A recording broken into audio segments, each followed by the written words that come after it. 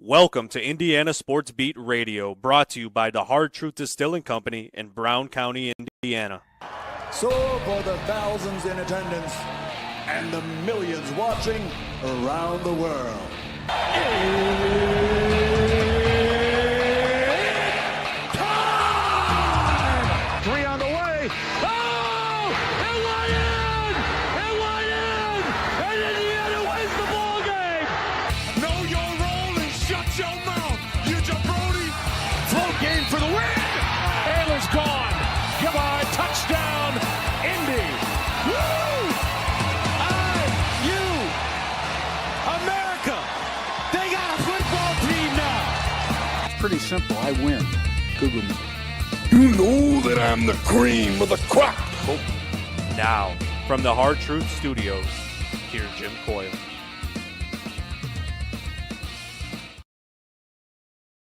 Yeah, good morning, and I'm not Jim Coyle, as you can see. I'm the coach Shannon Griffith, sitting in for our good buddy Jim Coyle, a little bit under the weather today, needing a chance to kind of reboot and get himself back on the right track. So I volunteered to set in today, and happy to do so. Hope you are doing well as we kick off Tuesday, July the 8th here this morning, as the world of sports keeps on turning, as we all know. And today, Mike DeCourcy going to join us in a little bit here. Talk to Mike, of course, Steve Wiltfong from On3/Rivals, partner with the Hoosier.com and everything that goes with that. Talk a little bit of IU recruiting, as it's been on fire. It's probably the best. I would say Indiana's prior to the season starting recruiting has been in some time. Right now, it appears they're going to be in that top 25 on a national scale with what they have now, and right as well within the top 10 of the Big Ten. So we'll talk a little bit about that with Steve Wiltfong and kind of get us through today for the rookie right here coming in from the bullpen today. Hope everyone is well and had a great 4th of July holiday, as it was hot, a 4th of July holiday, I should say. And appreciate y'all being here and giving me words of wisdom and courage as we head in to today's show. But appreciate that, everything that's going on with that, and just a lot of things that are happening in the sports world, in the world of football now that we're past that July 1st date as it pertains to the rev share and everything that goes with it. All the players are now technically, I don't want to say employees, but are getting a check for their services of playing football at a Division I institution. A lot of things have gone into that. Indiana, all of the Big Ten, I would say, is in there at that 20 million mark of the rev share, and dividing it all up in terms of who is going to get what amount.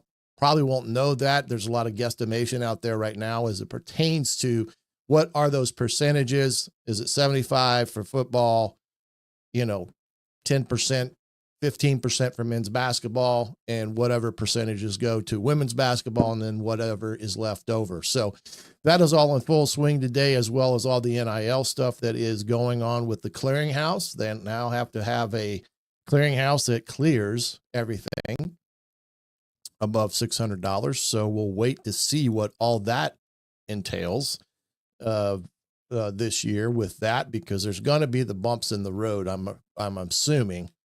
But we'll see and find out. But it's crazy that we're at July the 8th. Hoosiers report, I believe, sometime around July the 30th. Big Ten Media Days for Indiana is on the 22nd out in Las Vegas. So don't blink, because before you blink, you're going to be kicking off on Saturday against Old Dominion there in the month of August 30th to be exact, I believe, with a 2:30 kickoff. So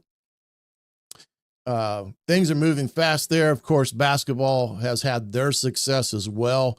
And I may have said this before, whether it's here with Jim, but I just can't ever remember a time that the excitement that is in Bloomington as it pertains to football and men's basketball has really engulfed the state of Indiana the way it has within the last year and a half, leading up to the hiring of Coach DeFries and Coach Signetti's first season. There is a wealth of excitement, not just in the Bloomington or Indy, but within the entire state of Indiana on what is potentially on the horizon for Indiana, both football and basketball wise, and continuing the possibility of having two programs at Indiana being strong, being the front porch of the Indiana University and making it what it is today, possibly to go into the future. And I just think they've got the two right guys at the right time to lead a program like that. So appreciate that, and hope everybody is staying cool. It doesn't seem too bad today. I see some name here. You always got to enjoy the fresh comments like from James, the finest, Fort Wayne's finest. There you go. In my own mind. High school football. Again, that is right around the corner as well. And we'll continue to be a part of that right now with 1380 The Fan up here in Fort Wayne, as well as the broadcast on Friday nights. But enjoy all that, but also from all around the state of Indiana. You got Evansville, the 97.7 down there in Evansville, and WJOB up in the Chicago-Hammond area. But appreciate that. But yeah, high school football will be kicking off soon. You've got the NBA's Summer League is kicked off. I've never really gotten into the NBA Summer League as much as I think the NBA is really trying to promote it now. It's one of those things that I think is very valuable.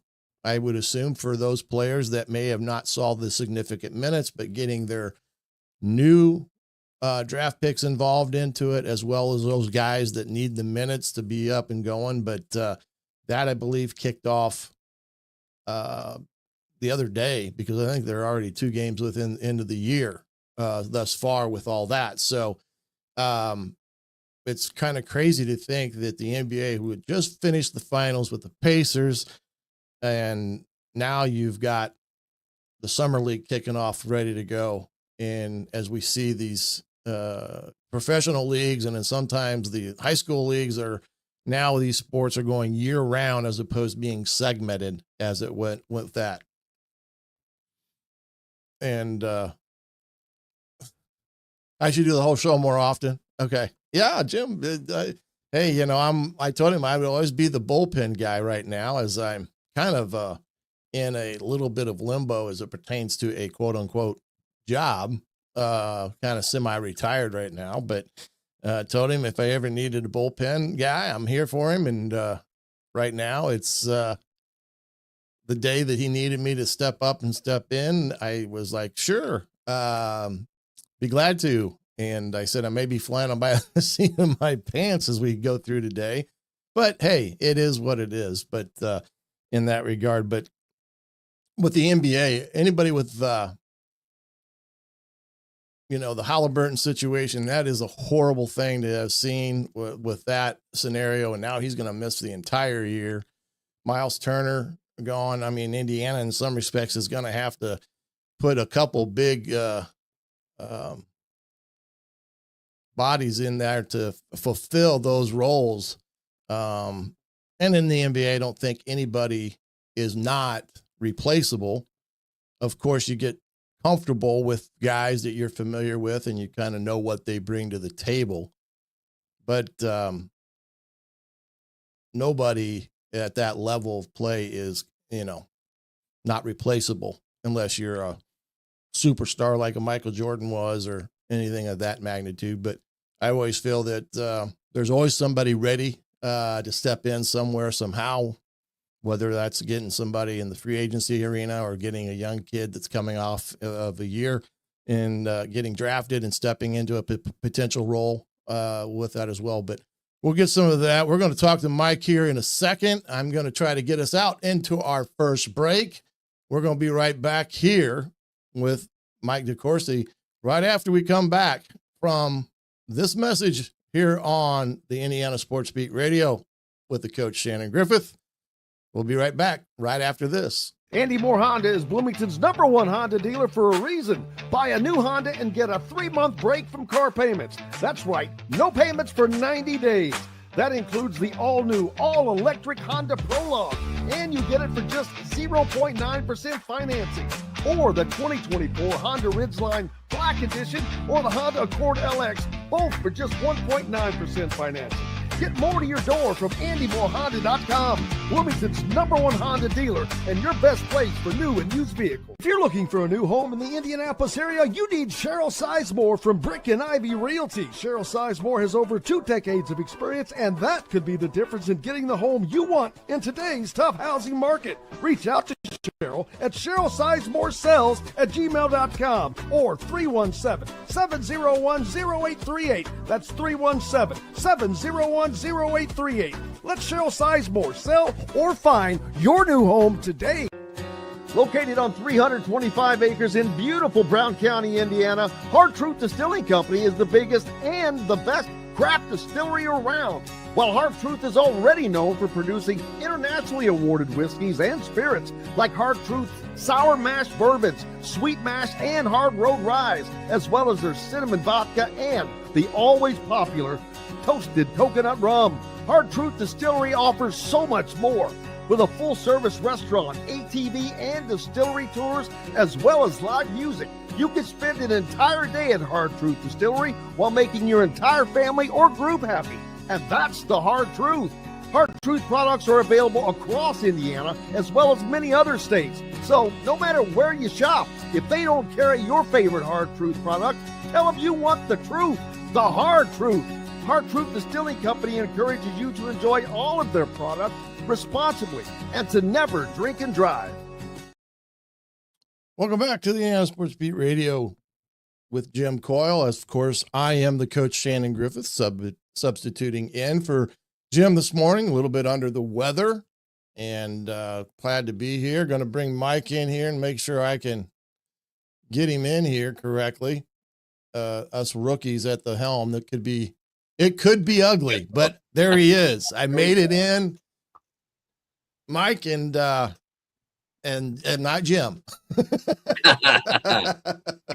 How are you this morning? I am doing fine. A little bit, had to be ready out of the bullpen, and talked to Jim this morning. He said, "Can you do it today?" I said, "Well, yeah, fly by my seat in my pants, but we can make it happen." But how was your 4th of July weekend and holiday? Good. Had some family over, and it was very nice, very pleasant. Yeah, it was a hot 4th of July. Let's just put it that way. It wasn't indoors. No, I'll tell you that. It was. Yeah, the air conditioning most of the time. It was not hot. Air conditioning works quite well, especially in this time of year. And there are some out there that I'm sure their air conditioners may have conked out at the wrong time. But it was a beautiful holiday weekend and got everything kicked out. I was talking earlier, and I don't know how you feel about this, because I've never been one that really got into the summer leagues with the NBA per se. But it seems like there's a concentrated effort now to really, I guess, promote that more so than ever with the summer leagues in the NBA. It's hard to believe that, they just got out of the finals and they're already kicking off their summer league stuff. So I don't know. You have any thought on that as it pertains to the summer league, or how that, because it always used to be in the background. You heard a little bit of it, but it just seems now there's a lot more centered around the NBA and that summer league. Yeah, they do a nice job of marketing it for what it is. I don't know that any other league has anything quite like it. NFL and MLB don't have anything quite like that. They put those players out during that window, and it's fairly brief. And And sometimes you see players emerge that have great tournaments, and as a result, they get some attention. It usually fades by the time we get into the regular season, but it does create some spark of interest for that particular team's fans or for those who are really into the NBA. It's not something that I consume a lot. Every now and then, if I'm bored, and I'll know that they're playing, and I'll watch a few trips, but it's not something I get into a lot, in part because, and this is where the leagues hurt their own product. You get a guy out there who goes for 40 and he's your number one pick, and you think, okay, we've seen enough of him. And then you take him out of that, and wait, that's the player we wanted to see. We wanted to see how he would perform, and now you're not letting us see him. BJ Edgecombe from Baylor, who was picked by the Wizards, I believe, and had a really, really nice first game, 30-plus points, didn't play in the second. Was he legit hurt? Or was it just doesn't need to play anymore? I'm not saying that he wasn't. He may have been. I have no idea. But we have seen many occasions in the past when players have maybe played 1 or 2 games, if that, and then they just sit the rest of the time because it's not an important event, and it's more important that the player be ready for 82 regular season games plus whatever playoffs you might reach. And so, as I said, that hurts the summer product. If you're going to make us want to watch, well, we want to see the guys that really have a chance. Yeah, I would think that if you're going to market it to the extent that they are, that you're going to want to see the talent that either is in a young kid's early career, or like you said, a kid coming in out of the draft. That is kind of what the league is supposed to be about, is to get those important minutes of playing at the NBA level. And especially with now, you got so many young kids coming right out of college, boom, into the spotlight. I would assume this would be a great transitional aspect for him. Like the Ace Bailey kid from Utah Jazz last night, he had 18.7 rebounds. I mean, that was a big night for him in Utah's win over the Grizzlies. But I was just kind of surprised by the amount that they've put into it, because of, in my era of watching the NBA, it never was really overly promoted or talked about. It was kind of in the background more so than any. But I wanted to get your thoughts on that, because I thought it was an interesting aspect of where we're at with the NBA and kind of what they're trying to do as it compares to being relevant in a month and time period that is dominated right now, like by Major League Baseball, for instance. It's somewhat similar, Shannon, to what we saw happen over the years with the summer recruiting, the July Open period, in men's basketball, which I covered for many years, for basically 2 decades, 3 decades, because before we had the tournaments, we had the ABCD camp and the Nike camp and all that. So I was out there for 30 years looking at prospects, and then all of a sudden, here comes ESPN to put the Peach Jam on, a good bit of it on television. So with the abundance of television networks that are out there, internet, people are going to want to watch athletes play. And I'll tell you, given that, I think a lot of people missed out on a really compelling couple of weeks in the FIBA U19 tournament that just concluded, that the United States won the World Cup at the U19 level. There was some really interesting basketball played, and a lot of American college players in it, not just for the United States, but Israel had a Purdue recruit, Omer Meyer, who played very well. Germany had Eric Reib, who will play for UConn this year, a 7-foot center, and they had multiple other American college players as well. It was really an interesting tournament with the U.S. now going international for so many prospects because of the ability to compensate them. Yeah. There were a lot of players in that tournament who were American, who would now be considered American college players. And we had a chance to watch that through YouTube. Every game in the tournament was available, and I watched a ton of it. Yeah. Yeah, it's amazing what streaming platforms have done for sports in general, whether it's, like you said, the college the college level kids, high school level kids, and you can get into the youth in some respects with some of these streaming platforms in today. But you brought up a good point there about basketball being, instead of being just that United States flavor, you're going to start seeing some more branching out, I should say, and getting kids from other countries that are really good basketball players because of being able to compensate them.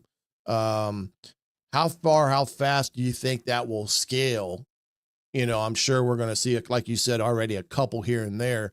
Do you think it'll be an every year thing for certain institutions, or do you think it's going to be one of those things that if there's that kid that pops on the radar at some point in time and they stay overseas,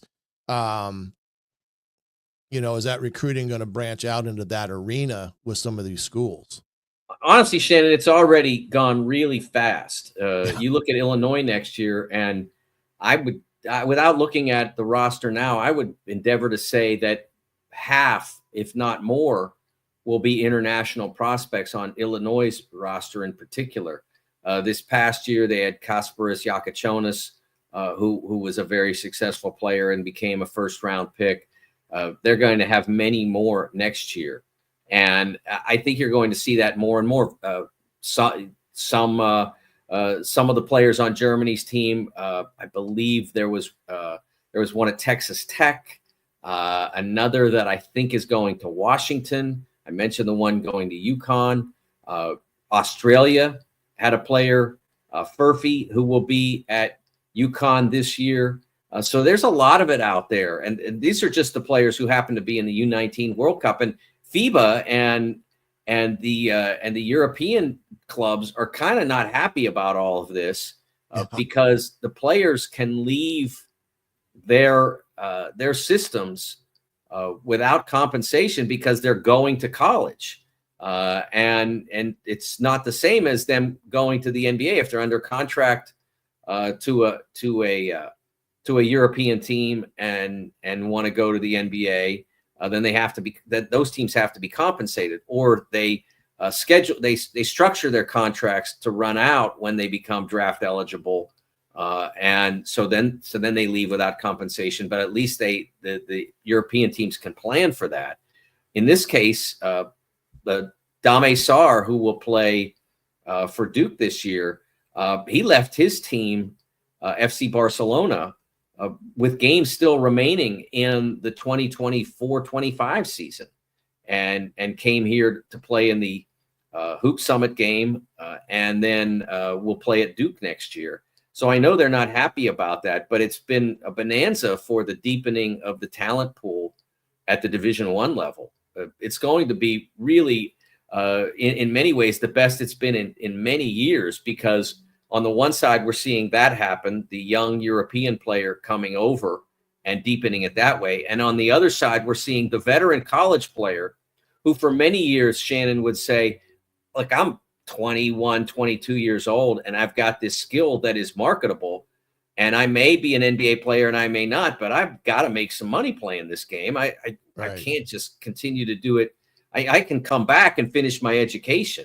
But I can make significantly more than my education would cost by going and playing in Italy or Spain or Germany or France or wherever. And so they would leave college without having fully developed as players, where they still might have a chance at the NBA just because they needed to get paid. They don't have to do that now. They can stay in college. They're making money, and they can get to the point where they're as draftable as they can be before they leave for the NBA or professional basketball. So it's deepening the talent pool at the college level from multiple directions. And then, of course, you have the age limit, which is assuring that we don't have the LeBron James and Jermaine O'Neals and Al Harringtons and all that. So this is the in terms of talent accumulation at the Division I level, the sweetest spot college basketball has been in since the early 90s. And I know there are people are upset by the number of transfers and all of that, but at the same time, you are seeing more good players in more programs than we've had for a long time. Yeah, it's been this whole concept, like I said, whether it's, I'm football, basketball, or however you want to look at it, it's going to change a lot because of what is now can be afforded to these athletes, regardless of where they're from. And on some respects, it may hurt other avenues of competition just because of that, just like you said. Not everybody's going to get drafted into the NBA. So those leagues overseas will ultimately get a chance at a young man in the States to come over because of the talent pool. They may even get a chance at a better kid, who knows, over time. So yeah, it's really changed. Like you said, and then like you went to bed one night, it was one way, and the next day you woke up, it was completely different. And that's kind of the way it's become with everything, especially with this July 1 now. The players are now getting compensated for whatever level they're being compensated for. I haven't heard, I don't know if you have heard, has there been any breakdown that you have known that how that rev share is going to be divided up, 75 football, 80 football, different ways? Have you heard any talk, not specifically maybe for Indiana or Purdue or anything like that, but how that is going to be, you think most schools are going to go about doing? I think it's obvious that most schools will go vast majority football, but I think that basketball oriented schools that have traditionally been successful in basketball might still leave a little bit more for their men's basketball programs than some of the programs that have been football first and football successful, and they may try to reinforce their basketball success in that direction, as well as women's basketball in a place. I'm just using as an example, a UConn might go in that direction because of the wonderful success that they've had in that sport. And I think that you'll also see that in volleyball with some of the schools that have been wildly successful in women's volleyball. So I think there'll be a little bit of that in specific cases. I would be surprised if, say, Iowa didn't invest some of that $20.5 million in their wrestling team because it will reinforce their excellence, their ability to be excellent, and they do draw very well, and it's a very important sport for the Hawkeyes. So we'll see how all that works out. But the interesting thing, Shannon, is that over the course of this year, the athletes will be more compensated than they've ever been because they're getting both the collective style NIL and the revenue share money. But on July 1st of next year, those are actually at the end of this school year, I should say, those collective style NIL deals that were put in place before the House settlement was signed and sealed and put into law, those will go away. And so we will see athletes potentially taking multi-million-dollar pay cuts. And I think that's when this becomes really complicated. So we have a year in this situation, and there's a lot of talk from some of my colleagues about the year of recruiting that will take place while we're waiting for all those collective style NIL deals to go away. Like if you're a high school, you imagine me as a 6'8", 330-pound offensive tackle that everybody wants. In the past, you could offer me a collective NIL deal that would be worth multiple millions of dollars. Now you have to offer me a share of that $20 million, and you have to keep, you can only slice it so many ways. Right. So you can only give me so much. Are they going to start then again resuming offering money under the table during that year? Because I believe, Shannon, and I've said this on multiple occasions, that when we get to next year and those NIL deals go away, I think we'll wind up back in court with the current athletes represented. Because, hey, I was making $2 million yesterday. Now I'm making $400,000. Why is that? Is that fair? Is that just? Is that legal? That's the question that I think will be put in place start sometime next summer or spring, and we'll be right back really where we were before. I can't imagine that will be allowed to stand. The courts could prove me wrong, but I can't imagine that will be allowed to stand, given that the athletes had no say in how much money would be made available to them. They were not at this negotiating table. The attorneys who negotiated this deal were representing mostly former athletes who no longer were competing. So the current athletes didn't get a say in this. And I think that in order to make this work, the NCAA or the colleges, or however we want to organize this, the college football playoff, however the CFP, however we want to organize this, I think they're going to have to find some way to negotiate with the current athletes in order to make something stand. Yeah, we'll pick up on a little bit more on this as we come back. I'm going to have to take another break here with Mike DeCourcy. We're going to come back right after this break here on the Indiana Sports Beat Radio. Know a team or group needing a fundraiser? Boost Fundraising raises more money faster and offers the most unique and user-friendly online fundraiser in the nation. Your team receives personalized fundraising pages for each team member. Free team-branded promo gifts shipped to each donor. Boost Fundraising does it all. Sports teams, marching bands, charity causes, and community groups. Go to boostfundraising.com and be sure to enter the promo code COYLE, that's COYLE, to receive a discounted fundraiser. Located on 325 acres in beautiful Brown County, Indiana, Hard Truth Distilling Company is the biggest and the best craft distillery around. While Hard Truth is already known for producing internationally awarded whiskeys and spirits like Hard Truth Sour Mash Bourbons, Sweet Mash, and Hard Road Rye, as well as their cinnamon vodka and the always popular Toasted Coconut Rum. Hard Truth Distilling. Well, I must have hit the button wrong, but we're back here on the Indiana Sports Beat Radio, joined by Mike DeCourcy. I'm sitting in for Mr. Jim Coyle, Coach Shannon Griffith here. First day out of the bullpen for Jimmy as he takes some time away and enjoy some of this weather that we're having. Getting up every day in the morning doing this. I think he probably needs a couple days away here and there. But, you were talking about, we were talking about the collectives and everything with that. Now my son played in Indiana under Kevin Wilson, and he got the letter talking about the back pay for, the NIL and stuff like that. And they sent him a letter. They gave him a number, he had to either sign it or, whatever. And I asked him, I said, how's this all going to happen? And he goes, well, I said, are you getting a lump sum? He says, well, I don't think so, because in the letter, it says they can pay you monthly.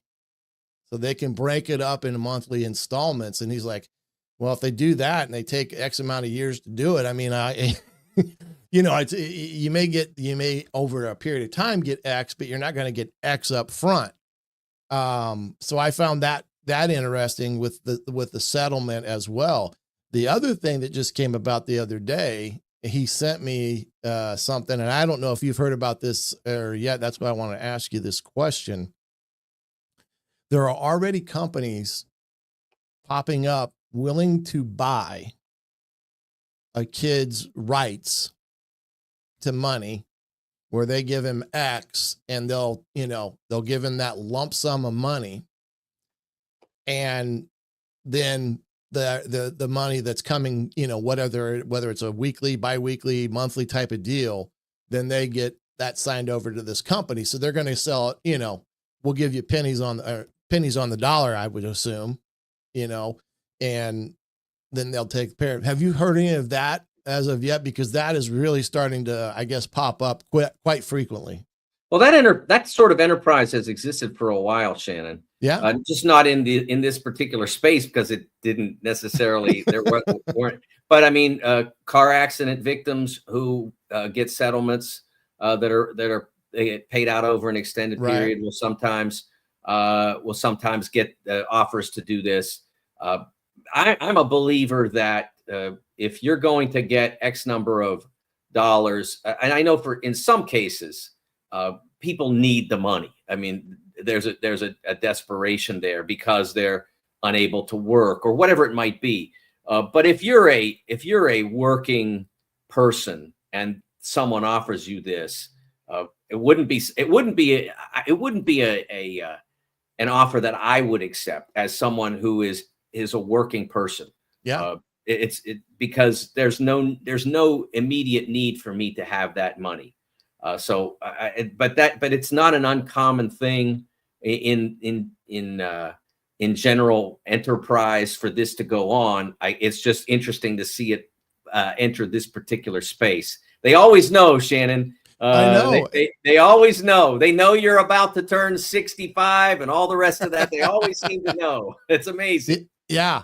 Like I said, I wasn't caught off guard when he sent it to me and asked me what I thought about this. And I thought, man, how many kids are going to get taken advantage of, especially those in that time period, because we're hoping to get a lump sum of this amount of money. And then they find out that it's not going to happen the way they figured it. But here's a group coming in, they're going to offer me X, but I have to turn over my rights and stuff. So that I felt, man, this just feels bad. But like you said, it happens. It's out there. They do it with everything and anything. They do it with life insurance, because I've seen all those commercials before about selling your life insurance policy and things like that. So I just didn't know if you had heard of that.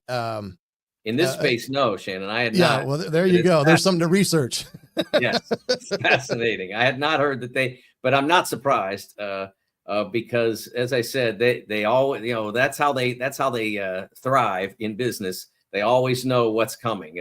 As I said, I mentioned, that I get a lot of Medicare supplement mail now, even though I'm not heading in that direction. They all know that I'm eligible, and I get a ton of that sort of stuff. So it's pretty fascinating. Well, I'm not there yet. I'm kind of semi-retired, but I'm not there yet. But I thought it would get your take on that. Going back to the NBA draft and some of the Big Ten names, were you surprised that Rutgers had that? Those couple kids that got drafted early on in the year. I'm not saying that they weren't good enough or they were good players, but it was kind of a surprise just based upon kind of what the year Rutgers had, that they'd have these two standouts that were front and center in the NBA draft. I talked about Bailey early on, but what was your take on that? Honestly, Shannon, first of all, we all knew that Ace Bailey and Dylan Harper were going to be very high picks. It's just a question of, 1, 2, 3. Well, it wouldn't have been 1, but 2, 3, 4, 5, 6, somewhere in there they were going to go. So that part of it was not a surprise. Dylan is a terrific talent, big point guard, the size of point guard that is becoming the norm. The Tyrese Halliburton, the Shai Gilgeous-Alexander type. Those guys are becoming the norm in the NBA. The TJ McConnell sized point guards are rare now. More rare than they were years ago. Even the Chris Paul, I would think it was a 6'1". Yeah. You don't see a lot of Chris Paul. You don't see a lot of Chris Pauls anyway, but you don't see a lot of guys Chris Paul's size who are in vogue now. So that part of it, not surprised. But the fact that they didn't have a successful season, also not surprised. Maybe I thought they'd be a little better. But the history of teams that enter that space, the 5-star one and done sure thing guys, other than teams that completely go all in on it and have some experience with it and are populating the program with 5-star players anyway, maybe just not guys who are good enough to be the top 10 picks. Kentucky under John Calipari during that period from 2009 to probably 2021. Or prior to the pandemic, maybe 2019 would be 2019-20 would be a better limit to it, because then when the pandemic happened, the math changed a little bit. And then Duke, really from 15 to now, those are the programs that have been successful at it. But there are many programs. Washington did it twice and failed under 2 different coaches. There are many programs that have failed with that sort of roster. We've got a bunch of good players, and then we got a superstar or 2, and it hasn't worked. at many places. And so AJ DeBonsa going to BYU. Now they've got some very, very good college players, maybe not, again, 5-star guys that are going to surround DeBonsa. But it's a challenging experiment. And if they succeed at BYU next year at a high level, they'll be pretty close to the first that will have done it.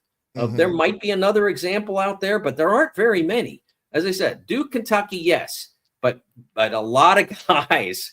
I can point to a large portion of very successful college basketball coaches that went in that direction and lost their jobs within 3-4 years after doing it. Some cases almost immediately. But I mean, you look at Vanderbilt. They went in that direction with Darius Garland, Simi Shitu in 2019-20 or 2020-21, right around there. And they went in that direction. Garland gets hurt.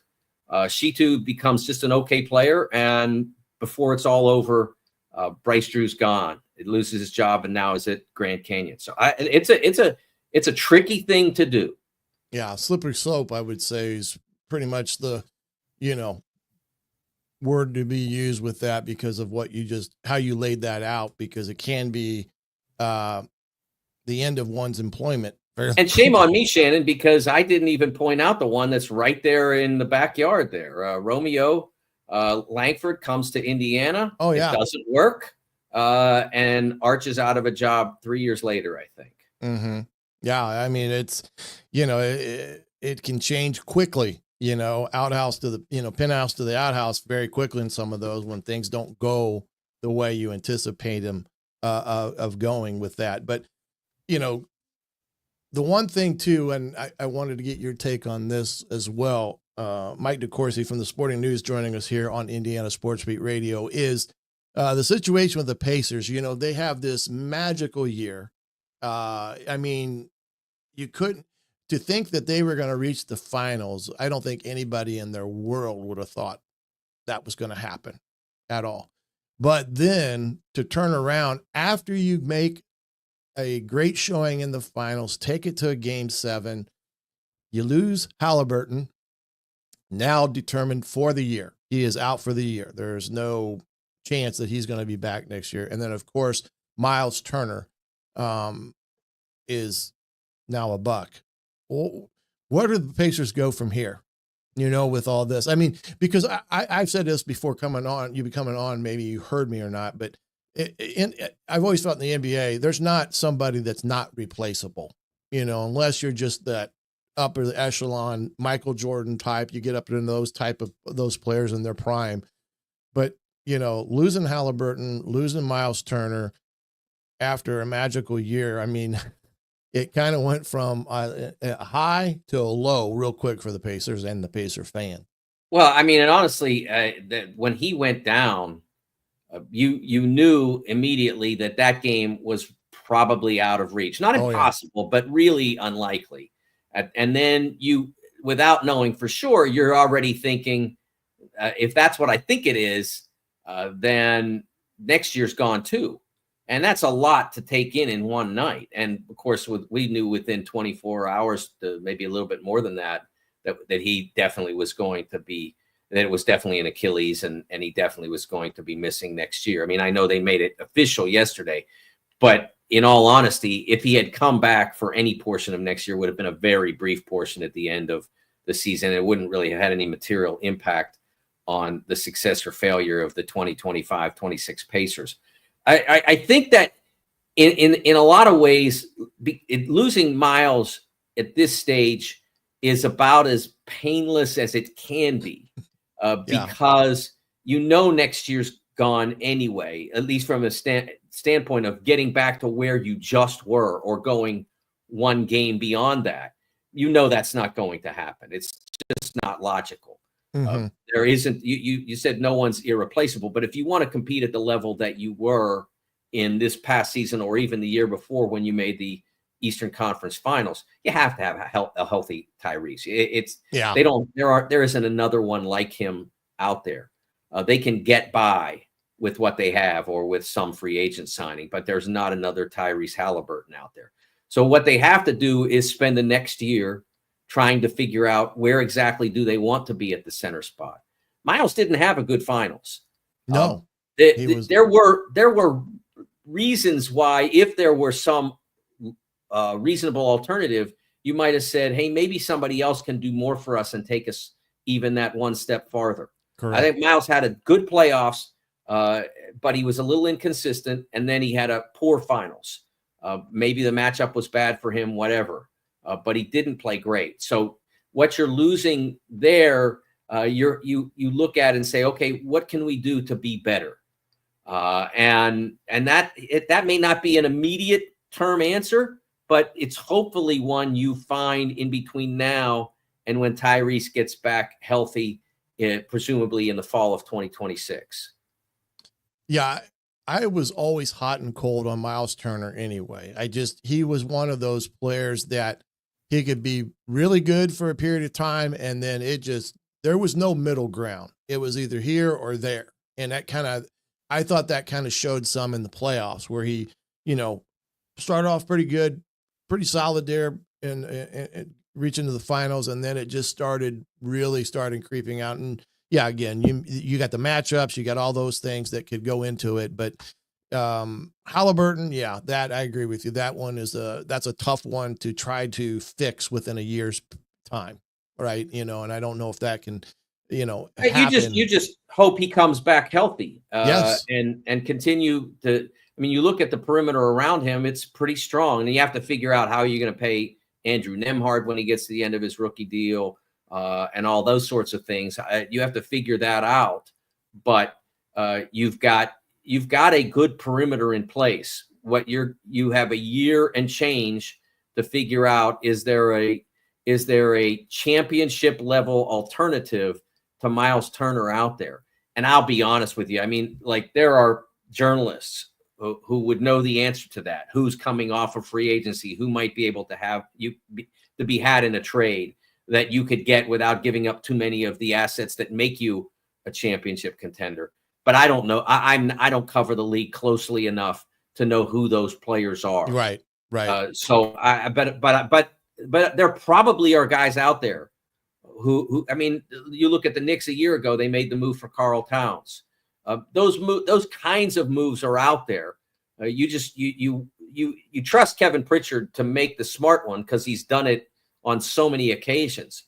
Right. But I don't know exactly what the answer is. I just know that they have to find one if they want to be back at that same level when they get to the end of the 26-27 season.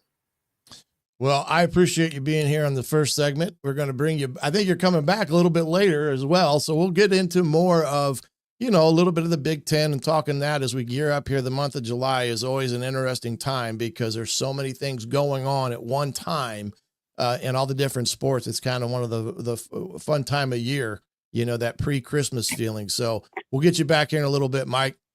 Appreciate you. You bet. Thank you. All right.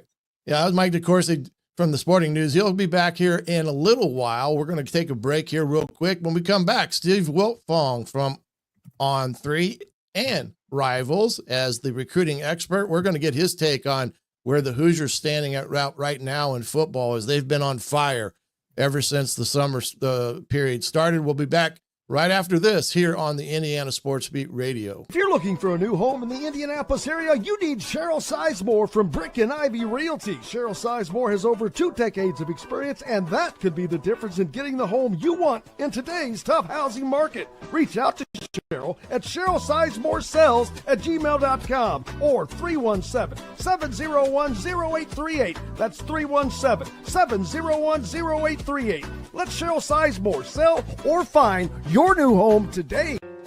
Located on 325 acres in beautiful Brown County, Indiana, Hard Truth Distilling Company is the biggest and the best craft distillery around. While Hard Truth is already known for producing internationally awarded whiskeys and spirits like Hard Truth's sour mash bourbons, sweet mash, and hard road ryes, as well as their cinnamon vodka and the always popular toasted coconut rum. Hard Truth Distillery offers so much more. With a full-service restaurant, ATV, and distillery tours, as well as live music, you can spend an entire day at Hard Truth Distillery while making your entire family or group happy. And that's the hard truth. Hard Truth products are available across Indiana as well as many other states. So no matter where you shop, if they don't carry your favorite Hard Truth product, tell them you want the truth, the hard truth. Hard Truth Distilling Company encourages you to enjoy all of their products responsibly and to never drink and drive. When it comes to apparel and promotions, Freethink has you covered, literally, whether it's 24 or 200 shirts for sports leagues, businesses, or groups. Freethink Apparel and Promotions can also create your very own merchandising store. Freethink Apparel and Promotions did it for Indiana Sports Beat Radio, and they can do it for you. Whether it's screen printing, embroidery, digital printing, promotional products, vehicle wraps, or anything else under the promotional line. See what Freethink Apparel and Promotions can do for you at freethinkapparel.com. Welcome back to the Indiana Sports Beat Radio. I am the coach Shannon Griffith, sitting in for Jim Coyle today. Going to bring on Mr. Steve Wiltfong here as we bring him in here. Expected to see Jim today, didn't you? Let's see if you're still on. Can you hear me? Take off. I think you're still muted there. You guys got me, Coach? I got you. Good morning. How are you? Threw you a curveball this morning. I've been trying to get you on my show. I thought, well, heck, I'd just get Steve with Jim. I'll sub for Jimmy and get him on and give him a hard time. But how you been, young man? Doing well, man. These mornings are kind of my sweet spot during the work week here, but excited to be on with you. I saw the email, was excited that we were going to reconnect here. Yeah. Just a little background. Steve and I have known each other for quite a few years. I worked with a gentleman at Ball State by the name of Rich Spizak, and Mr. Wiltfong married one of the Spizak girls. So there's a connection there. And how is your family doing? I know you're in the baseball season right now. Yeah, wrapping up. Finally, the last tournament of the year is this weekend. And my older boy's already quickly transitioning into football season. He's at football camp right now over at Zionsville High School. Oh, wow. Going to be in fifth grade. And my youngest boy is his baseball season's over. He had football camp last night. So we're from one sport to the next, as you know. I covered your son during his process. Played wide receiver at Indiana, and it never stops for you, right? You're just jumping around, and you just kind of jump through the hoops that you have to jump through. On top of trying to cover this national landscape of recruiting that has changed so much within the last 5 years, at that, just in terms of being a year-round scenario for coaches and yourself and other analysts that are out there. No question. I mean, there's obviously a lot of interest in roster construction, and recruiting is becoming more and more mainstream. The transfer portal is exciting. And so with that, it's, you're on call 24/7. So on, Sunday nights, we, I like to have a little bourbon wine Sunday. That's when I get my hard truth ride. I was just going to say, we got to get the hard truth in there a couple times. You're going to have to. Oh yeah. I'm a big hard truth guy here. Oh yeah.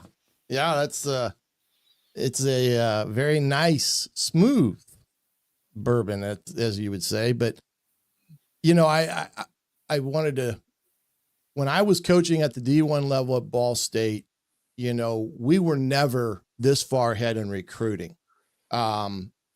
We started recruiting kids in their junior year and really didn't start offering them until that fall. But then it changed, even when I was at Ball State, to start offering kids during the camp season. But now I've talked to a lot of guys that are buddies of mine, and when I was at the Division III coaching, that recruiting's year round. In the sense, because there's no scholarships, it's all based upon need and academics. But in some cases, the D1 guys, they're working harder and longer now than they ever have with recruiting. And you're seeing 27 classes already shaping up from some schools. Has that really, in your perspective, from what you do, has that really changed in your arena as well, that you're having to really deeper into some kids earlier than you would anticipate? Well, obviously we're still focused on these rising seniors and their college decisions before their senior year. That's where the excitement is at, and where the readers kind of gravitate to is these seniors and who's committing right now, but certainly just from a recruiting standpoint internally, these college football recruiting offices do have to be ahead on 2027 recruits and maybe even sometimes 2028s, and getting these young men to camp, getting them on campus, getting them familiar with your place, getting them around your coaching staff. Recruiting's a game of inches, so the more time a prospect can spend around a guy like Pat Kuntz, the better if you're Indiana, and building that rapport where it makes it harder to say no down the road because you feel connected. You're around IU football. You see the program on the rise and you feel the excitement, and you come to campus many times. When you were coaching at Ball State, it was harder to evaluate kids. You had to throw in a tape into the VCR and watch it and rewind it. And it was harder to cut a tape. Yeah. It was harder to cut a tape back then, and people would have to mail you tape. And now with the invention of Huddle, which is the greatest single invention for a high school football player of all time, you can watch film of a young man from New Jersey or California in the same day and have enough to at least have a sense of, do we like this kid enough to offer a scholarship? Or certainly, hey, we had a kid in camp. We like the way he looked on the hoof. We can go back in and watch his film for 2 hours. Yeah, it's right there at the tip of our fingers to make scholarship offers. So Huddle, film, having that opportunity, and there's other companies, Exos and stuff that have camp footage for you at your fingertips too, from all these camps, 40 times, length, measurements. There's so much information now that these college football recruiting departments have that they can organize for the assistant coaches, the coordinators, and the head coach to determine if they're going to extend a scholarship. The thing that's kind of gone away, Coach, is back in your era, senior film, guys were getting offers as a senior, and senior film was important, and it's still very important. So the coaching staffs that are able to do a good job of making sure that these prospects continue to get better from junior year to senior year, because a scholarship offer to me is really just a promise that you're going to get better as a player. So I never feel bad if a school walks away from a player that did not get better as a senior, or did not continue to evolve as a prospect. And the schools that do that, the schools that factor in senior film somehow in their process, are the ones that are consistently winning ball games. And there's a lot of good football players out there. It's harder to find big bodies, but there's a ton of great skill players out there. And then there are a lot of developmental guys out there that if you're looking for them and mining for them, they're out there. And then certainly beyond that's just the beginning. That's just the first step in your recipe of being a consistent winner. Then you got to have a great culture, got to have a great scheme, you got to have a great strength and conditioning, you got to have great nutrition. And then you got to find a way to galvanize the group and get them to play together at a high level and understand what you're calling and understand how to execute. So there's a lot that goes into it, but just back to the recruiting component. There's a lot of information out there for these coaches to get their hands on now that have hastened the process. But whoever was first to offer kids early, that guy sucks. Yeah. They changed everything.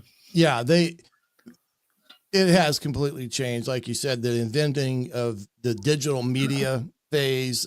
We talked earlier, I was talking to Mike DeCourcy now with the streaming platforms on what you can see and, recruit from the comfort of your home to a certain degree, watching a kid play in a basketball tournament or, in football, like you said, camp has just changed immensely that landscape. The biggest change, as you know, has been these recruiting departments now that all the big schools have. I mean, in my day, we were the recruiting department, every coach and everything. And not to say that they don't have a process in it, but nowadays it's pretty much that recruiting department's thing. And it's just changed the whole landscape of how things are done. But anyway, let's talk about the Indiana Hoosiers, something that I cover for On 3 as well with the Hoosier Tailgate.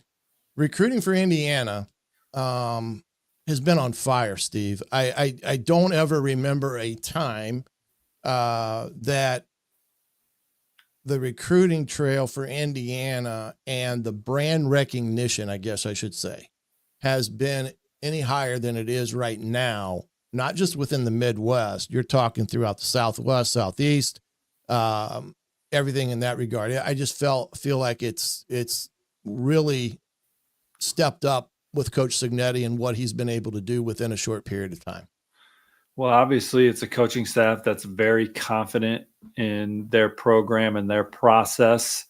They are very eloquent in their message of why they're successful. So it's easy to resonate with high school football coaches, prospects, their families, their circle of trust. And then certainly the season that they had, the proof is in the pudding at the level of play in the big games that they played in. And I was just talking to a coach in the SEC, telling him I was about to be on this program. So we were just talking about Indiana. And it's like, I mean, Indiana beat a Michigan team that finished the season strong, right? You know, they beat Ohio State. They beat Alabama. Indiana had some awesome wins and sellouts, and it's resonating on the recruiting trail. They have a top 25 class right now. And I don't know, I've been covering recruiting a couple decades. I don't know if I've ever said Indiana is a top 25 recruiting class right now. And, obviously Curt Cignetti and his reputation on offense and having the conference player of the year at quarterback, I think 4 straight years now throughout his career with different styles of play at the position. If you're playing offense for Coach Cignetti and Indiana, you're going to be put in position to get first downs Saturday in and Saturday out. This class is full of difference makers on defense. To go to the next level, they want to be a team that's tough to score on against the best teams in the conference. They played very well defensively last year, obviously. And defensive coordinator Bryant Haynes is one of the exciting coordinators in college football, and someone that Indiana is lucky to have. But when you look at this recruiting class that's ranked number 25 nationally, the newest pickup, Ronell Johnson out of Blue Springs, Missouri, 6'4", 245 pounds, length, pass rushing presence, high upside player on the edge of your defense. Indiana's actually struggled to land guys like this. The guys that they've had, they've schemed sacks, they've developed guys internally, but Ronell Johnson has all the traits. He's a no-brainer. My wife and your wife would have been like, yeah, we need to recruit this kid. He looks pretty good. So Indiana lands him. He's in the top 100 for our rankings. We got him as the number 84 prospect in the country for us. So we're that high on him. And he's probably a plug and play guy. Linebacker target Henry Ollinger out of Ohio is another young man that we are extremely high on, higher than the rest of the industry. He was our number 105 player overall, number 5 athlete. And that's because he could be a high-end running back. I mean, on both sides of the ball and special teams, he's a difference maker for Grandview Heights, 6'1", 210 pounds. He's someone that you just envision in the middle of Indiana's defense, just laying the wood, playing sideline to sideline, being a ferocious second-level defender. But Kevontae Hoogan was a big pickup. Gabe Hill and Cameron McCaney are 300-pound bodies at the point of attack that can be disruptive, can shoot into those gaps and get offenses off script. And then one of my favorite players in the class is one of the guys that's closest to campus, Casimir Hicks. He's another. Yeah, the kid out of. Yeah, I mean, Casimir Hicks, he plays wide receiver, plays in the secondary, averages over 20 yards a catch, is in the end zone a lot, makes plays in the secondary, turns the ball over when he picks it off, he can return it to the house. And he's still developing physically. I think he's got a lot of upside from a physical standpoint. So he's going to get bigger, faster, stronger in the Big Ten. So this class is loaded on defense by Indiana standards. And I know they don't like hearing that just by Indiana standards, because their standard is, look, they're trying to win the conference. They're trying to compete for championships. And they showed last year they could do that. And they went into the portal and they were aggressive, including landing a quarterback that certainly wasn't cheap. And so they're here to compete, and they have the support of the administration, and had a good spring camp, and there's a buzz around Indiana football for the fall. And I think that it took Cignetti and that staff 5 weeks or so to sell out a game. I don't think we're going to have to wait that long this year. And I felt the excitement up here in Indianapolis area. There are a lot of people that were following that football team this past year with a lot of excitement, and they should be proud of themselves around there. They did something special last season, and they want to keep it rolling, and this is a recruiting class that can help them do that. Yeah, and I've pulled up there the On3 and rivals, I should say now, because every On3 and rivals are one and one of the same, of the Indiana commit list here on Indiana Sports Beat Radio. You talked about Gabe Hill, a very, very solid, if not man beater of a D lineman. I like the way the young man moved and used his hands. He's got pretty good quicks for a kid that's 6'1.5", 290, 4-star type of player. And that was the thing that I think Indiana was always trying to crack the ceiling is to get that multiple higher end type of kid for the longest time, where they were, they get one here or there, but they now have been able to knock that ceiling through a little bit and picked up a few more of them. You talked about Ronell Johnson out of Blue Springs, Missouri. They beat Kansas State. They beat Missouri on this kid. And he is going to be a kid that they could use as a stand-up, put his hand in the ground. There's a lot of things that kid can do. I think he's a kid that Indiana could see that type of kid come in there and provide the depth they need that first couple of years for him being in that top, 8 category along the defensive line or so, or linebacker, however they want to classify him. But that kid, for 6'4", 245, he runs really well. I mean, he can chase you down. He can play inside as well. A lot of things there with that young man. I mean, you look at those names right there that you can see on your screen, those 4 names, those are guys that can be disruptive in your front 7 and allow you to play a style of defense that's exciting and gets tackles for losses and makes things happen behind the line of scrimmage. And that's Penn State's recipe. Year in and year out, Penn State ranks among the best in the nation in tackles for loss and sacks, and it allows them to play the kind of defense they want to play. You need guys in the secondary that can play man, guys like Casimir Hicks, who I think is an exciting prospect. But the other area of excitement around Indiana football, beyond the way they're recruiting in this class and having a top 2025 class, highlighted about what they've done defensively, is really just the way that they've transformed this quarterback room, and it gives them a chance to be competitive for a long time. If you don't have the right guy under center, it's pretty obvious you're not going to be a very good football team, or you can only go so far, right? And so they've hit in the portal big twice with Rourke and then Mendoza. And then I think they've done a good job recruiting the position. Another Mendoza, Tyler Cherry, who's hurt, but I think he's got, some talent. And even Maverick Geske is a kid that they're bringing in from Brebeuf, who really lit it up on the prep level. Really nice late addition to their class, a guy that's thrown for a lot of yards, really good baseball player, strong arm kid. That it'll be interesting to see how he shakes up Indiana's quarterback room as well. But just creating internal competition, having good guys in the room. They took that 2 quarterback class 2 years ago.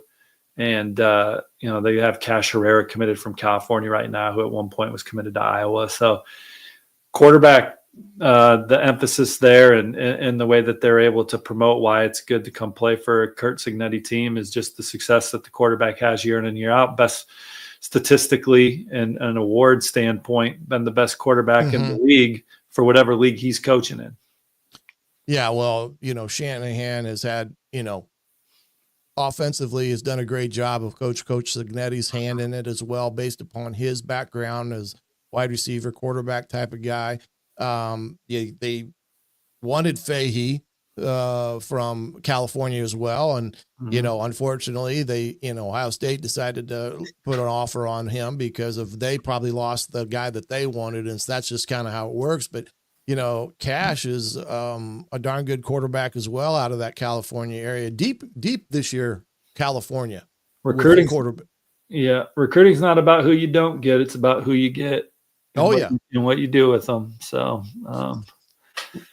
let me ask you this one here, and you probably need to go here shortly, or if Yep. I need to, I could take a break and come back. But the one big one out of this class to me that I get a lot of questions on, I'm sure you have too, is Parker Elmore, the tight end that's now at Columbus North, played down at Jennings County. Prior to that was hurt, transferred to Columbus North, set out all last year. He's a 6'5", 230-pound kid, really good basketball player as well.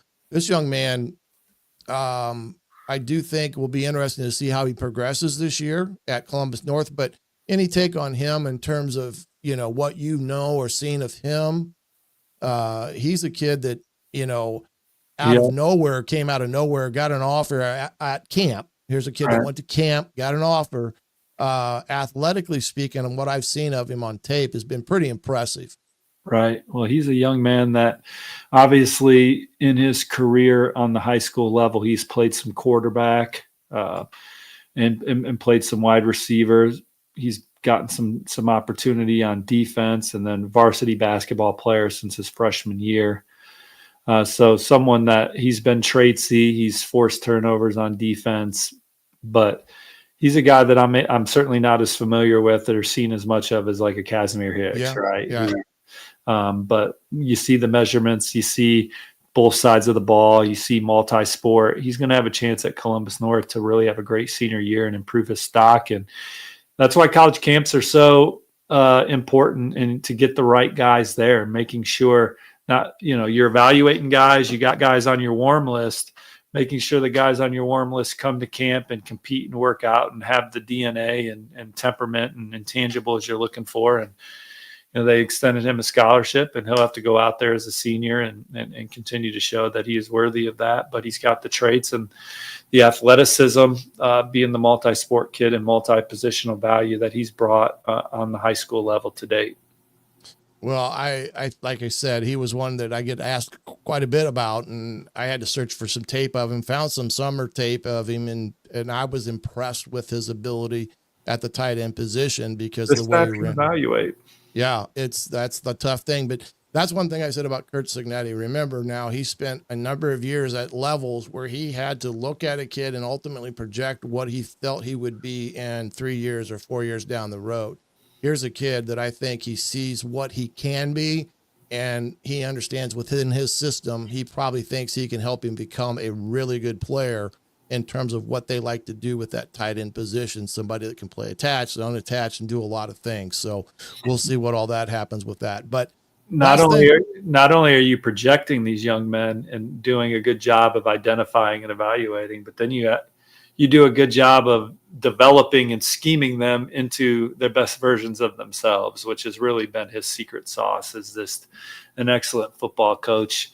There's so much that goes into playing winning football, and it gets lost on people, that calling the right plays and having kids that understand what their responsibilities are pre-snap and all of that, and being eloquent in a way that your players can play at a high level. It's just impressive what Coach Cignetti has been able to do in changing the culture and putting these kids in position to be successful. And I'll never forget going to interview him before last season. And after we were done talking on the record, he goes, "Is this off the record?" And I said, "Yeah, I don't think it matters anymore." He goes, "We're going to be pretty damn good." Yeah. I mean, and I was like, I haven't seen you guys be pretty, Tom Allen had a good COVID season, which was exciting and stuff, but this far surpassed that. Well, and I think you hit it on the head.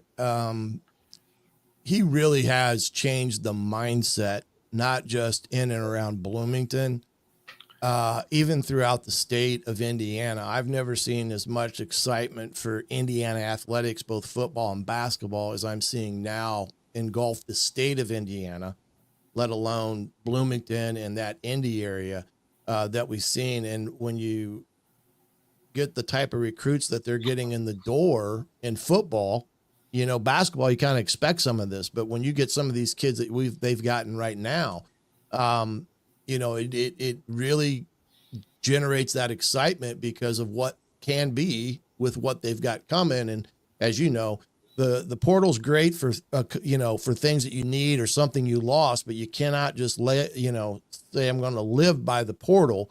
You got to have the foundation underneath it. And what he's done over 2 years foundationally has been very impressive, and not always does happen for any coach, irregardless of what school you're at, that what he's done, he's stacked a couple years back to back. Absolutely. Yeah.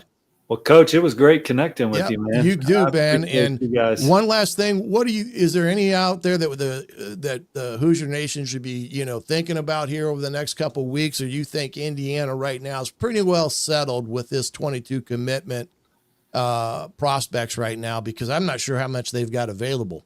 Yeah, well, when you kind of look at some of the kids that they brought into campus in the 2026 class, it looks like a lot of these young men have already made their college decisions, whether it was for Indiana or for another program, but they're already off and running in 2027 as well. And they lead for a quarterback out of the Chicagoland, a 4-star prospect, Jamison Purcell from Maine South, who is a sophomore for one of the state's top programs, threw for over 2,500 yards and 32 touchdowns. He completed 70% of his passes. He's got a lot of family ties to Indiana. The Kelly School of Business is very exciting for him. And he's been to campus a bunch of times already. They got swept up in the emotion of the season and rooting for Indiana football. And I wouldn't be surprised if he's in the fold soon for Indiana. And once you get your quarterback in the fold, you can really start building around him. Well, Steve, I appreciate you and everybody. We've been harping about the discount and the first month, 50% off the rest of it for the Hoosier.com, as well as On3, and get all Steve's updates on recruiting. Partner, I appreciate you being on. Thanks, guys. Y'all take care. We'll see you. Steve Wiltfong from On3.com, part of the Hoosier.com as well, does a great job, and you can follow him along on On3.com and all his recruiting analysis and predictions. They've got a great staff there that does a phenomenal job. And like I said, remember that $1 first month, 50% off for your first year. You'll get all that from the Hoosier.com, as well as On3.com's coverage, and yours truly on the Hoosier Tailgate each and every week during the off season, and we'll be gearing up for twice a week when the season kicks off. We're going to step aside, take a break. We'll be coming back right here on the Indiana Sports Beat Radio right after this. The ISC Sports Network is your home for sports content across the Hoosier State. Find us live on TV and streaming or archived on our website and our app. The ISC is your one-stop shop for the content you want to see, including high school sports, college sports, and other great events throughout the year. Subscribe to our streaming service and get access to it all. ISC. Local lives here.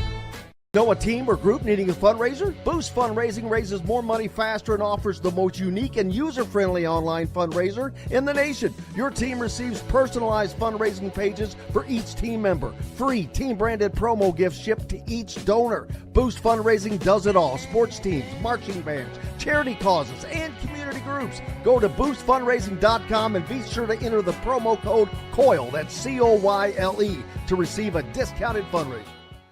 If you're looking for a new home in the Indianapolis area, you need Cheryl Sizemore from Brick and Ivy Realty. Cheryl Sizemore has over 2 decades of experience, and that could be the difference in getting the home you want in today's tough housing market. Reach out to Cheryl at CherylSizemore@gmail.com or 317-701-0838. That's 317-701-0838. Let Cheryl Sizemore sell or find your new home today.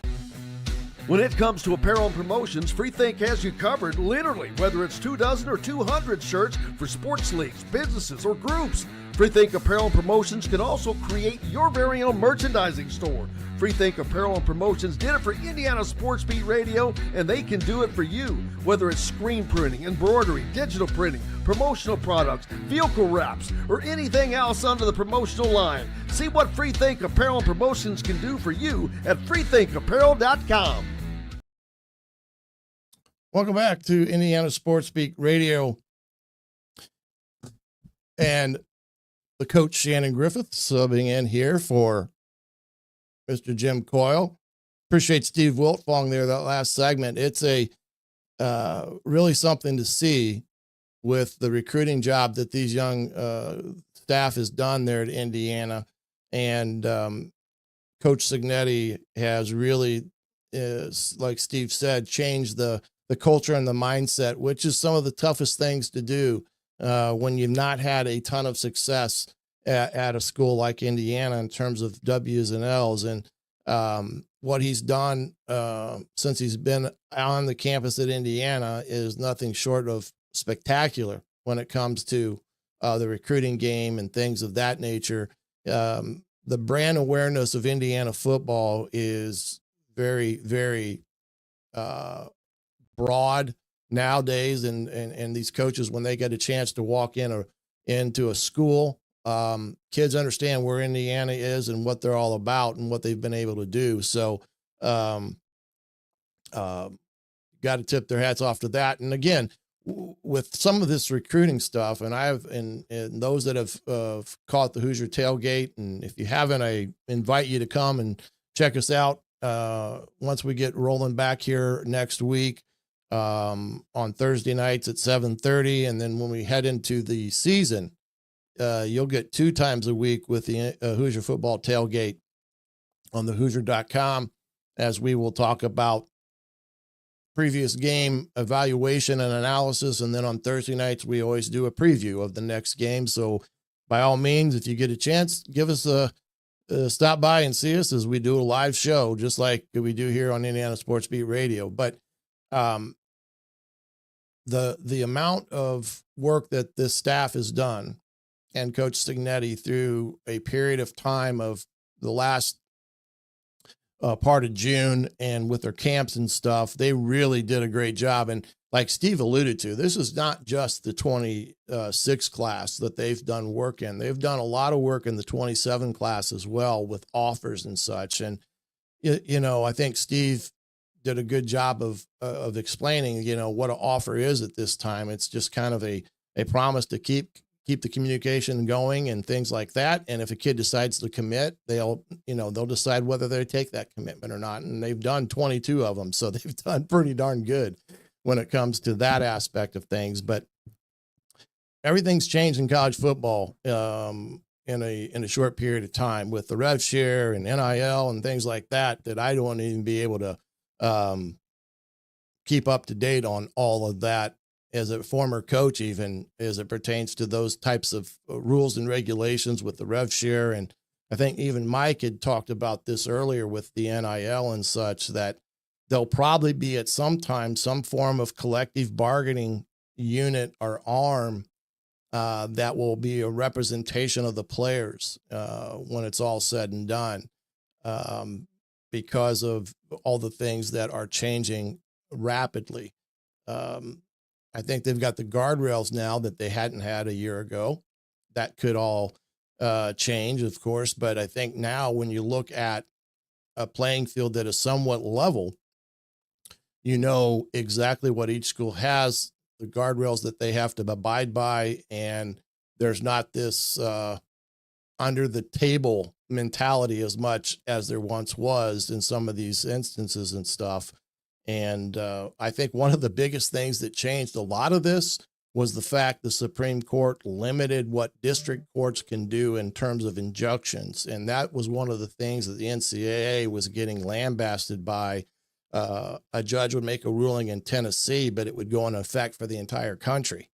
Now, because of the Supreme Court ruling, those district courts do not have that power and never have. But so some of that, it's all come to fruition and such. So it's one of those things that the more we learn about it, the better off understanding it will be. I'm interested to see, I don't know how you guys have felt from your perspective as fans and stuff of the NIL scenarios that engulf this as well, because of now a clearinghouse is involved. Anything above $600 has to have that stamp of approval. I'm not sure how that happens in terms of determining how what if somebody is willing to pay an athlete in all of this goes as it pertains to someone's value when it comes to name, image, and likeness, because every kid has a different following. I mean, there may be a kid that has 600,000 followers and the other kid maybe have 10,000. Well, the value for the kid that's at 600,000 may be a lot better than a kid that's at 6,000, even though they may be equivalent on the field. So it's going to be an interesting dynamic as it pertains to that. And then, when you look at the basketball side of things, and I do keep an eye on it. I'm not saying I'm an expert when it comes to basketball and the recruiting aspect of things, but you've watched how Coach DeFries is operated, and there's a lot of similarities there between him and Coach Signetti. You can determine the path that they're walking and how they walk it and what they do and how they do it has been very impressive. And you can just tell by the way they're being received by coaches, by players within the state of Indiana, within the Midwest, and then of course the far-reaching places that they will go. It lends a lot of excitement when it comes to these type of players and what Indiana and basketball and football will get in terms of the opportunities with the players and stuff that they're recruiting. And I think it's going to be an exciting thing here. I talked about earlier a little bit, Big Ten Media Days are coming up here in July the 22nd for Indiana out in Las Vegas. And I thought I was going to go. I was kind of getting ready to go. And then unfortunately, I'm not going to be able to go out to Las Vegas. But with the expansion of the Big Ten, we're going to see more of these media days happening in parts of the country that you would not think would be associated with it. Vegas and out west, for the schools out west, not having to come to Indiana all the time. Last year was great down in Indianapolis. Oregon came in with a big splash, bringing the big duck float that they floated down the White River to announce their arrival into the Big Ten. And of course, there's always that talk of expansion. We just saw that, I believe it was Texas State has now become a full-fledged member, I believe, of the Pac-12, if I'm not mistaken.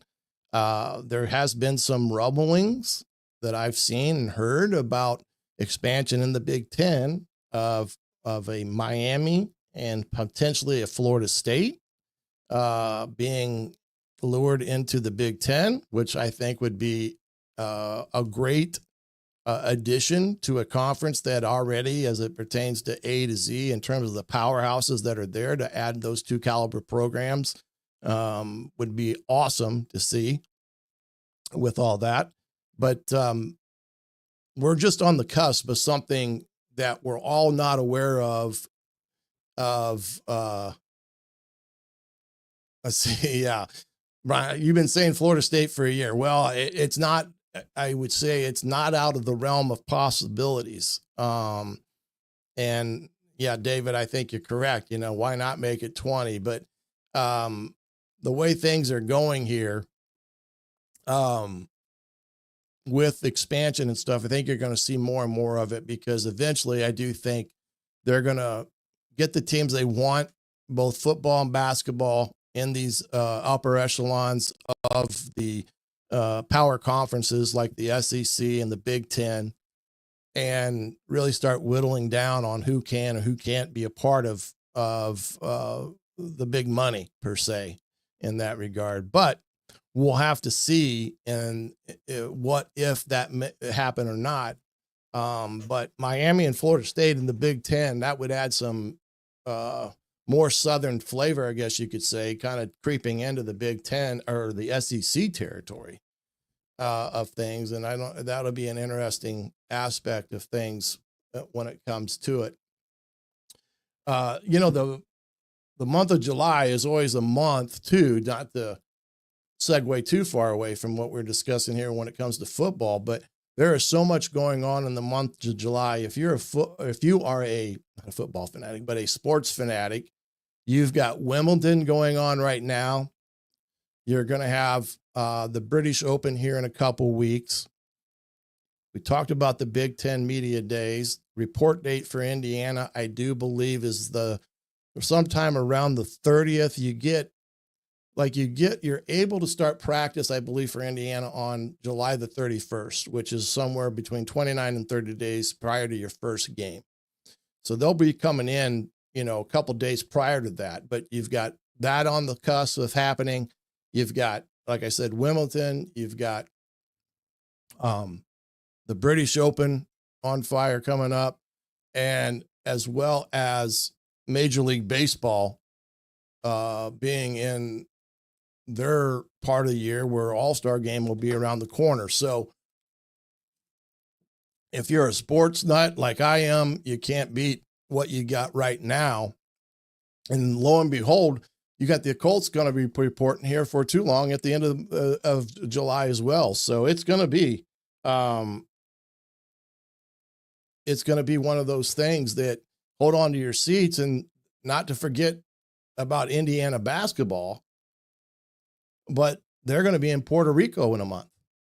So there are a lot of things that are happening right now that is going to keep you very well occupied and going. And before you know it, we'll be kicking off on August the 30th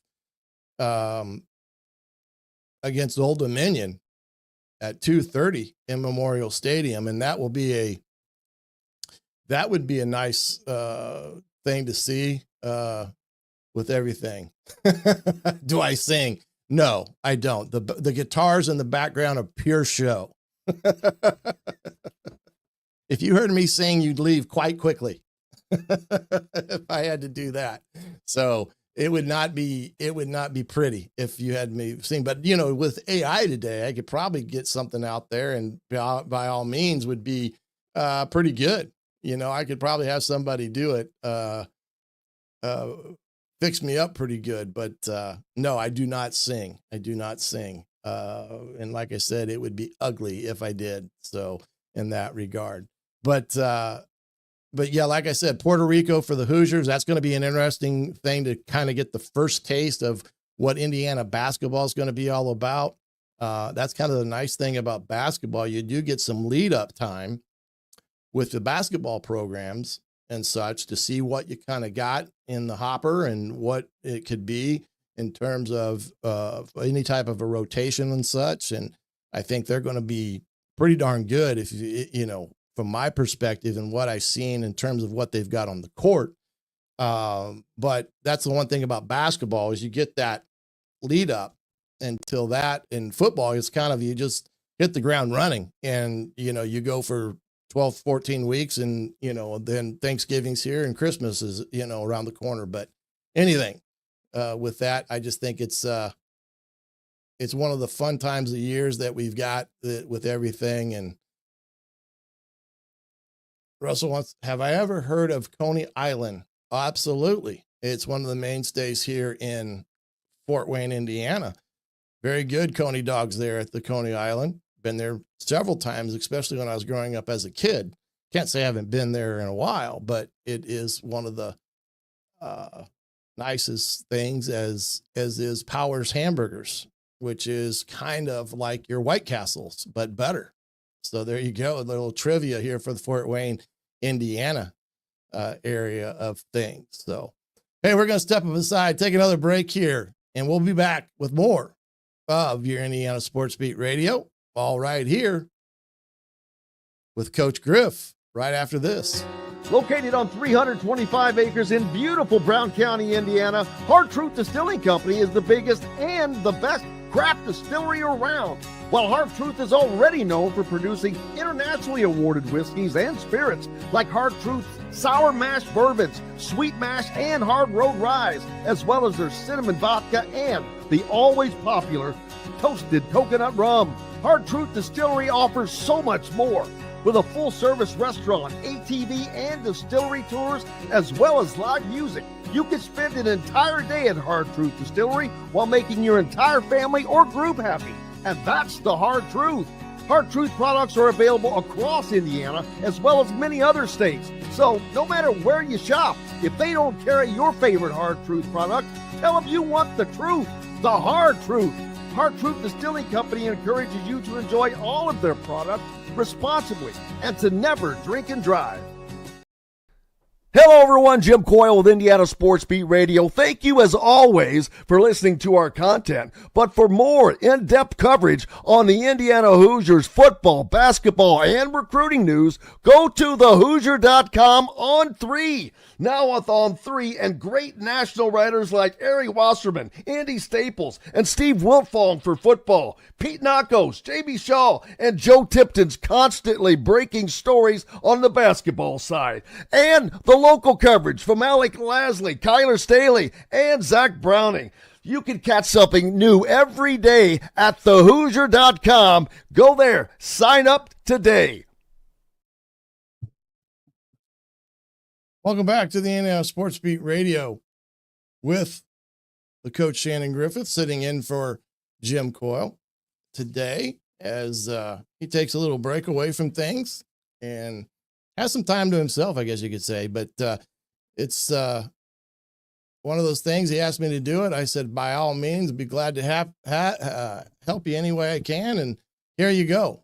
You get me for the day. And again, kind of a slow media day in some respects, but we'll figure it out as we move along with everything that's going on in the world of sports as it pertains to Indiana football and basketball, as well as other topics of discussion. I did want to bring up one thing. I don't know if any of you Indiana Hoosiers out there have seen this about the sport of hockey, of which I'm a nut, hockey nut, you could say. But a new team has appeared in Indiana and will be a professional hockey team in the great city of Columbus, Indiana, as the Indiana Sentinels will drop the puck this coming fall and a part of the FPHL, which is a low A, I guess you could classify it, hockey league that encompasses a lot of different states, Indiana, Michigan, Illinois, down into Georgia, all these different areas with some of these teams. But Columbus has been known as kind of a hockey town in terms of their youth sports and some other things for the better part of 50 years. And they finally got themselves a professional hockey team that's going to play there right in town. I believe it's at the Hamilton Ice Center. And that was just announced a couple days ago. So for those of you that are in and around the Columbus, Indiana area, by all means, if you want to take in a hockey game, maybe you want to check out the Indiana Sentinels, as I saw that the other day come across the wire, so to speak, which I was kind of surprised of at first. But anyway, the other thing of news of late is of course, is some of the rankings that you're seeing starting to pop out. I know that Indiana, in some respects, was not really overly valued, I guess, of last year's season in terms of some of their rankings that have come out already. But I've always found the preseason rankings very interesting in the sense that there hasn't been one play played from the line of scrimmage, but yet we're ready to tell everybody who is the top 5 teams in the country. Doesn't take too much to guess, but you know, who's going to be those top 5s when it all said and done. But I figured Indiana would be at least in the top 12, 15 in the country in the preseason. But I'm probably going to be disappointed in that as well. But if there's one magazine publication out there that's worth its weight in gold, Phil Still has done a great job of his reporting, as always, when it comes to college football. And Indiana, he had ranked in several of the top 15 position groups in the Big Ten, with linebacker and others being very there. With the different rankings of position groups, the defensive line, the defensive side of the ball was well represented as well, but wide receiver group for Indiana is going to be very deep in that regard as well, as is some other position groups. But I was surprised to see that he had a number of position groups ranked well in the rankings for himself in the Big Ten, and recognized the work that has been done in Bloomington by Coach Cignetti, and the recognition of what they've done, not only via the portal, but as well as what they have returning in terms of the top players.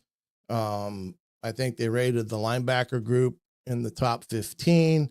The secondary group, I think, was 12th in the Big Ten. The wide receiver group was similar to that, like in the top 15, if memory serves me correct. So a lot of recognition there as it pertains to Indiana. And then he had Indiana, I believe, I think he had them in the top 7 in the Big Ten as far as a ranking would go. And so these polls at times are interesting to see. And, you know, the other good publication for that is the PFF. I utilized that quite a bit in terms of my own research.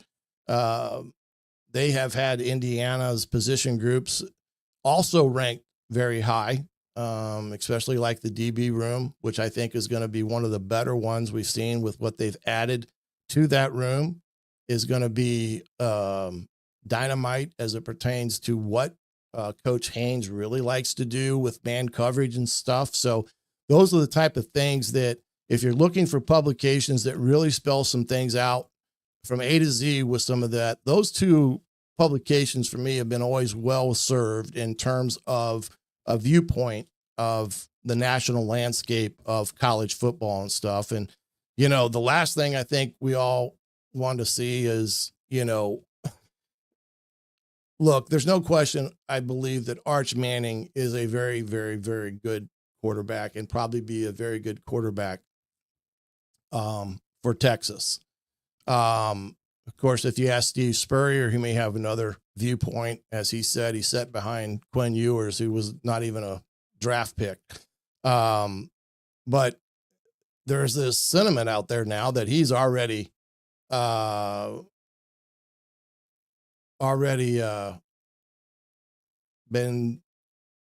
I guess, knighted as it pertains to being the Heisman Trophy winner. And for some time now, I think the Heisman Trophy has gotten away from who is the best college player and has become who is the best, you know, recognized, popular, however you want to look at it. And not to say that Arch Manning isn't a very good player, but let's let things play out a little bit and see where he stacks up against other quarterbacks within the country. But, you know, I think there's a lot of things that have changed in the world of sports when it comes to recognition that's gotten away from who is the best player as opposed to who is the most popular player. So it'll be interesting to see when it all comes to that. Yeah, he's been lighting it up. That's for sure. He's a really good quarterback. Don't get me wrong. And I know that he's one of those guys that was highly rated coming out of high school. I mean, he already had $3 million in NIL deals when he walked on the campuses at Texas, and he hadn't even taken a snap yet. So, you know, there's no question that pedigree wise, everything points to him being a superb quarterback for Texas under Stark, and we'll see what all happens there. But to say that some of the rankings has left out Mendoza is kind of, I think, wrong. I think Mendoza and himself proving what he did at Cal a year ago, throwing for over 3,000 yards, but also being sacked the number of times that the kid was sacked. To say that he was able to do what he did was quite remarkable. And anxious to see how he does behind an offensive line that may be the best offensive line Indiana has put on the field in quite some time. I think they're 6 or 7 deep when it comes to their offensive line room. And I do think that's going to be something that Mendoza will have to get used to, having time to throw the football, where at Cal, it was a hit or miss proposition in terms of him being able to stand in the pocket and deliver the football. He took some shots in that regard. So it'll be interesting to see from that standpoint how he comes along with understanding that he can stand in the pocket a little longer and not have to flush as much as he had to at Cal. But even some publications didn't even recognize him in the Big Ten, which I thought was a little bit of a slight when it came to what they got for him in terms of beating out some prominent teams to get him to come to Bloomington. Had a great spring, and his brother Alberto, I can't do the rolling of the names like Jimmy can in that regard, but Alberto, I think, has positioned himself in a way that he's got the opportunity and will be ready no matter what. If the time comes where he has to get called upon to go out and compete and play. But I think they've got to be happy with the quarterback room that they've got right now, that they feel pretty good about with everything there. Jacob Bell, now the young man coming in from Illinois, is now, been on campus now. So it'd be interesting to see how he fares through the months of August in terms of his opportunities that he may get. But I do think that the quarterback room for Indiana is just as strong today as it was a year ago at this time. And I do think Fernando is going to be a different type of player than what Curtis was, because I think he'll be utilized a little bit differently in this Shanahan offense, with his ability to run the football at times and have some design runs, where difficult to do that with Curtis a year ago, having that torn ACL.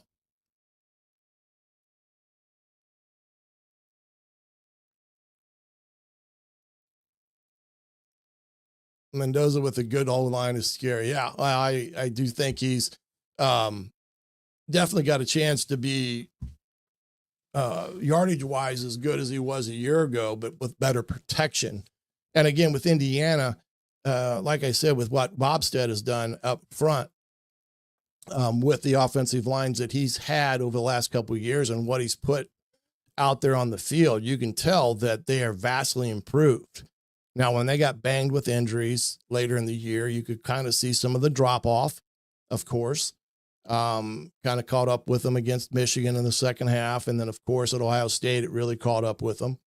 But I think coming into this year and what they've been able to pick up, there's no question in my mind that their offensive line is going to be one of the strengths of the offense in that regard. And I think it bodes well for not only the passing game, but the run game. Roman Hemby as a running back, and, he terrorized the Big Ten at Maryland in different years. And you put him at Indiana now with the type of offensive line that's in front of him, and a quarterback and a receiver group out on the outside of him. You can see how Indiana as a balanced offense could be very difficult to defend. That's the one thing that I think it's a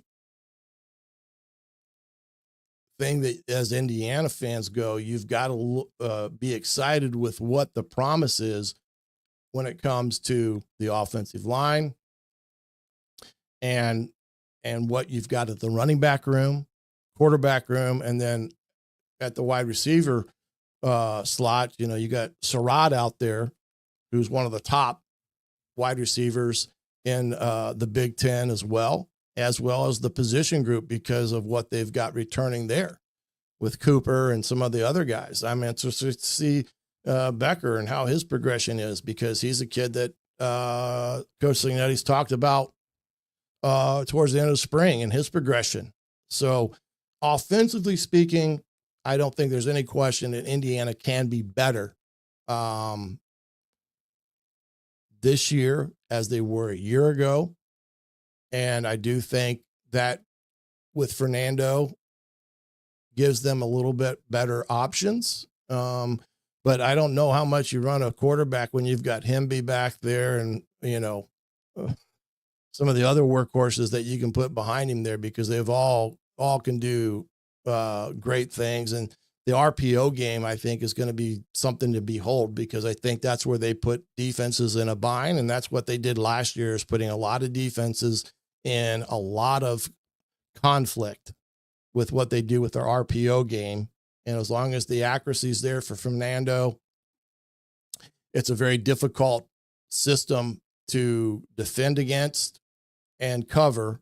And it forces a lot of defense to become very vanilla, very quick. And when you do that, you're really forcing your will as an offensive coordinator on the opposing defense. So, and not even to think about the defense that Indiana has this year coming back, you're going to, it's, I just think it's one of those things that Indiana's defense with its secondary. I think linebacker may be a question here or there. You lose Walker. That's a pretty tough position to lose.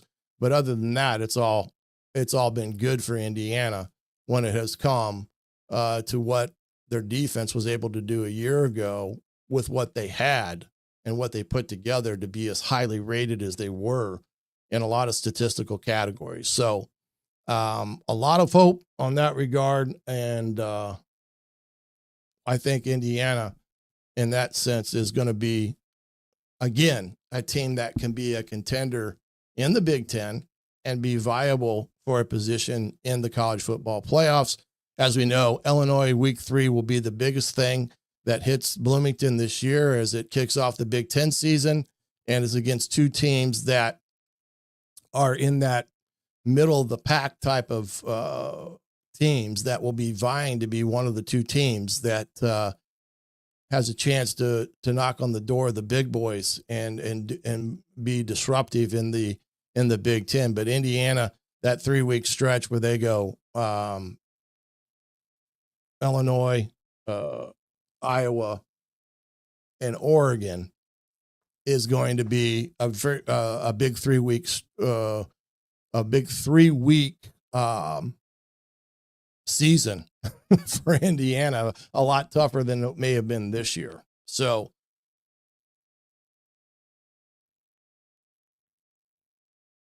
one other thing before we get going here today, and I do appreciate you guys getting me through my first day here at hosting for Indiana Sports Beat Radio. I do appreciate that and all the comments and suggestions in the room.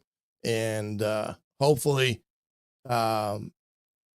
if I'm back again, I'll be able to jump right back in and feel welcome at home. Don't forget, again, about the subscription for the Hoosier.com, $1 for your first month, 50% off for the rest of the year. And what you get with that, with not only all the information there, but also the premium stuff like the recruiting video breakdowns I do on any recruit that is committed to Indiana. You get a full breakdown of what Indiana is getting from A to Z. And we'll try to make sure that I am always on top of that to get you guys up to date on what Indiana's got coming in. But make sure you get out to get all that as well as what you get with On3. And again, as of now, I think tomorrow I may be back up. We'll find out that it's, here shortly, because I know Jimmy's enjoying some time off. And if I can help him out to give him some time to recharge the batteries and get rolling, because like I said, it's the month of July and we're going to hit things pretty hard here in the next few weeks, that we're going to be in a situation where the season is going to be upon us. And all you know is that Indiana will be kicking off the 2025 season for the Big Ten, as well as a chance to potentially reach the college football playoffs. But for now, I appreciate you being with me here this evening, or this afternoon, I should say, morning. I'm all jacked up because I'm usually doing the stuff in the evening, but I appreciate you guys getting me through it. Appreciate having Mike DeCourcy on, as well as Steve Wiltfong from On3 and Rivals, and providing their insights to everything as well. But for now, I'm the coach, Shannon Griffith. This has been the Indiana Sports Beat Radio, all right here on thehoosier.com, as well as radio stations like 1380 The Fan out of Fort Wayne, my home station. We'll see you tonight, everybody. Know a team or group needing a fundraiser? Boost Fundraising raises more money faster and offers the most unique and user-friendly online fundraiser in the nation. Your team receives personalized fundraising pages for each team member. Free team-branded promo gifts shipped to each donor. Boost Fundraising does it all. Sports teams, marching bands, charity causes, and community groups. Go to boostfundraising.com and be sure to enter the promo code COYLE, that's COYLE, to receive a discounted fundraiser.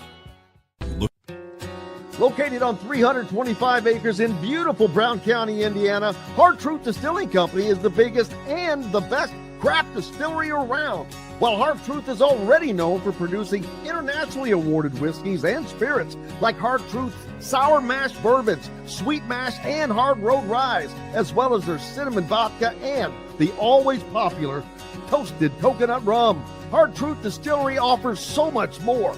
With a full-service restaurant, ATV, and distillery tours, as well as live music, you can spend an entire day at Hard Truth Distillery while making your entire family or group happy. And that's the Hard Truth. Hard Truth products are available across Indiana, as well as many other states. So no matter where you shop, if they don't carry your favorite Hard Truth product, tell them you want the truth, the Hard Truth. Hard Truth Distilling Company encourages you to enjoy all of their products responsibly and to never drink and drive.